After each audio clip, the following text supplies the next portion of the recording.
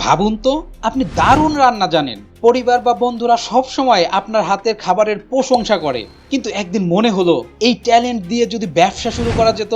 হয়তো আপনি চাকরি খুঁজছেন বা পড়াশোনার পাশাপাশি কিছু আয় করতে চান।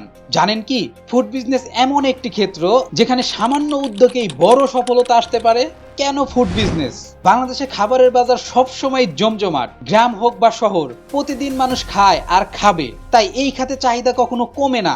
বিশেষ করে শহরের জীবনে ব্যস্ত মানুষরা এখন homemade food, restaurant, coffee shop বা অনলাইনে ফুড ডেলিভারির দিকে ঝুঁকছে। তাই ফুড বিজনেস শুরু করার সঠিক সময় এখনই। প্রথম ধাপ, নিজের দক্ষতা ও আগ্রহ খুঁজে বের করুন। প্রথমেই ভেবে দেখুন আপনি কোন ধরনের খাবার বানাতে ভালো পারেন বা বাজারে কোন খাবারের চাহিদা বেশি। কারো রান্না ভালো লাগে, কেউ আবার বেকিং এ পারদর্শী, আবার কেউ শুধু চটপটি, ফুচকা বা বার্গারের মতো ফাস্ট ফুড দিয়ে শুরু করতে পারেন।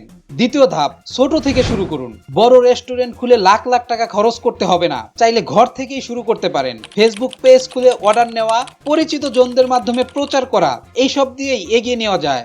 অনেক সফল ফুড উদ্যোক্তা প্রথমে হোমমেড কেক বা বিরিয়ানি বিক্রি করেই শুরু করেছিলেন।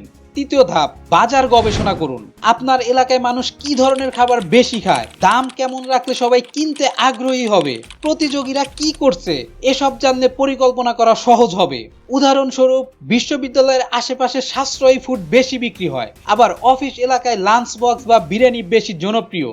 চতুর্থ ধাপ, মান বজায় রাখুন। ফুড বিজনেসের আসল মূলধন হলো খাবারের মান। যদি খাবার টেস্টি আর স্বাস্থ্যসম্মত হয়, তাহলে গ্রাহক বারবার ফিরে আসবে। তাই ভালো মানের উপকরণ ব্যবহার করা এবং পরিচ্ছন্ন পরিবেশে রান্না করা খুব জরুরি। পঞ্চম ধাপ, ব্র্যান্ড তৈরি করুন। শুধু খাবার ভালো হলেই হবে না, নাম আর প্রচারণাও গুরুত্বপূর্ণ। ফেসবুক, ইনস্টাগ্রাম বা ফুড ডেলিভারি অ্যাপসে আপনার ব্র্যান্ডকে তুলে ধরুন। সুন্দর লোগো, প্যাকেজিং আর কাস্টমার সার্ভিস গ্রাহকের মনে আলাদা ছাপ ফেলবে। ষষ্ঠ ধাপ, আইনি বিষয়গুলো মেনে চলুন। ফুড বিজনেস বড় হলে ট্রেড লাইসেন্স, বিএসটিআই অনুমোদন বা স্বাস্থ্য সনদ লাগতে পারে। শুরুতে হয়তো দরকার হবে না, কিন্তু ভবিষ্যতে স্কেল বাড়াতে চাইলে আইনি কাঠামো ঠিক রাখা জরুরি। সপ্তম ধাপ, ধীরে ধীরে প্রসারিত করুন। প্রথমে 2 থেকে 3টা আইটেম দিয়ে শুরু করুন। গ্রাহকের রেসপন্স দেখে নতুন খাবার যোগ করুন। একসময় চাইলে ক্যাফে বা রেস্টুরেন্ট খোলারও সুযোগ আসবে। বাংলাদেশের প্রেক্ষাপট, বাংলাদেশের তরুণ উদ্যোক্তারা ইতিমধ্যে homemade food, cloud kitchen, online food delivery, এমনকি স্ট্রিট ফুড ব্র্যান্ড হিসেবেও সফল হয়েছেন। আপনি যদি সত্যিই পরিশ্রমী হন, তাহলে এই খাতে জায়গা পাওয়া খুব কঠিন হবে না। বন্ধুরা, নিজের পায়ের তলার মাটি শক্ত করার সবচেয়ে ভালো উপায় হলো ব্যবসা শুরু করা। ফুড বিজনেস শুধু টাকা আয়ের মাধ্যম নয়, এটা আপনার ট্যালেন্টকেও কাজে লাগানোর দারুণ সুযোগ। আজ যদি আপনি সাহস করে ছোট্ট উদ্যোগ নেন, কাল হয়তো সেই উদ্যোগই হবে আপনার বড় পরিচয়। তাই ভয় না পেয়ে আজই ফুড বিজনেসের পদক্ষেপ নিন। মনে রাখবেন, খাবার শুধু পেট ভরায় না, জীবনের স্বপ্নও পূরণ করতে পারে।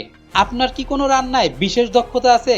কমেন্টে জানাতে ভুলবেন না। ভিডিওটি ভালো লেগে থাকলে লাইক দিন, বন্ধুদের সাথে শেয়ার করুন, আর এই রকম ব্যবসা বিষয়ক আরো ভিডিও পেতে সাবস্ক্রাইব করুন আমাদের চ্যানেল।